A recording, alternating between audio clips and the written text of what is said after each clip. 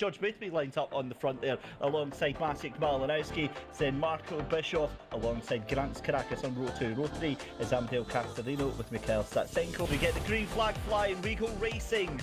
And it's a great start for Malinowski on that outside line. He looks to try and get the curve round the outside. He's going to have the lead into this first part of the sector here. But it's going to be fighting side by side with George Boothby. Boothby struggling to get those tyres woken up, but that forces the Porsche wide completely through his own mistake there. You've got 4 cars trying to go into one corner there. There's almost contact with Bischoff, Caracas and Castorino, but they all sort themselves out. That's the Aston Martin. There's big contact in the background. That's at least 4 cars that have been wiped out there, and that allows George Boothby to get a little bit of a lead there over Malinowski, but it's Castorino in third place. Castorino makes a move to the inside there.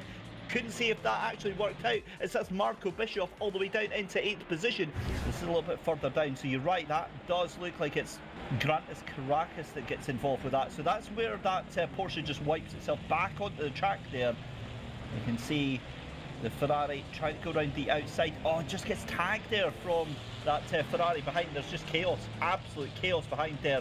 And I'm never a fan of that. There's a yellow flag, there's a car stricken on track and you're just compiling in it. Another point of view here on the car of Giovanni Porzio. And he just gets tagged and then absolutely destroyed from that beautiful number 4 McLaren. Yeah, that car's done. For the drivers, they literally just get on with it for the sprint races. Tommy Rozier tries to send it up the inside. If he got that slowed down, I've got no idea how. If there wasn't any contact with Nietsen there, I'd be very, very impressed. But again, he is absolutely sending that car wherever he possibly can.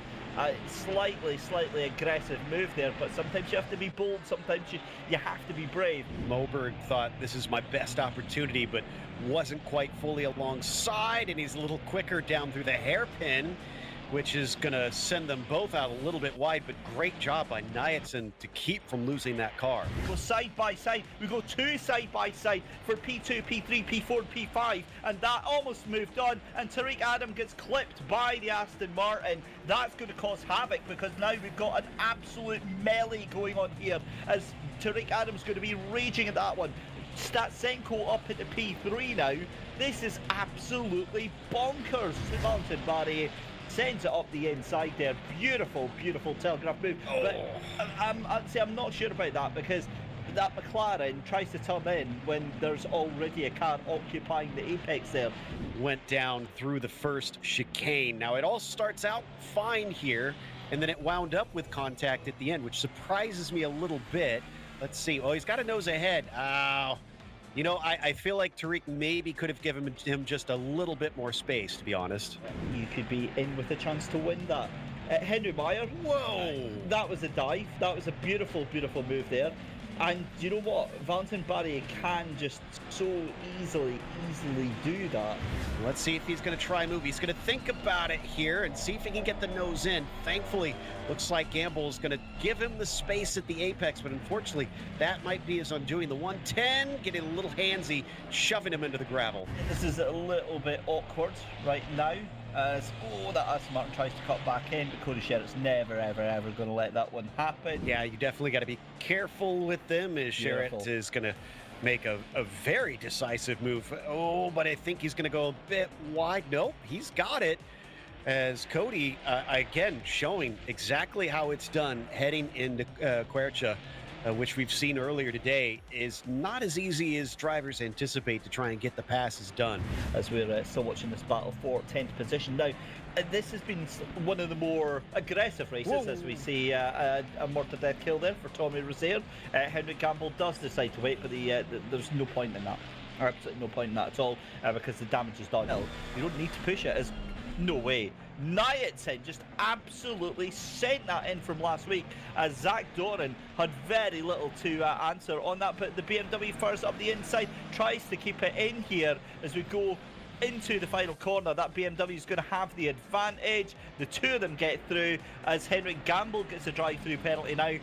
Great fight there from the two of them. Great respect from Zach Doran to regain back from that. As Jonathan Clifford sends it up the inside, that is a late manoeuvre, and to be fair, he was given the room there from Tobias Milberg, who didn't want to cause any collision, didn't want to cause any chaos there, and see what they have to offer. As we see Marco Bischoff up the inside with a beautiful time move there from Noel Hatchey. Nobody gave him the memo that it's 3 3/4 minutes left to go in the race, and that you can kind of calm down a little bit here. Absolutely beautiful run there. George Boothby takes the win here for round 7 of the Genisus Risk Kaizen Championship here at Misano. Season 3 ends with a change in the leader at the top of the championship. George Boothby will jump up to the top. Amadeo Casarino will cross the line in second place, but will immediately be bumped down as Mikhail Satsenko takes third. Tariq Adam with a fantastic 4th place there. Maciek Malinowski in 5th.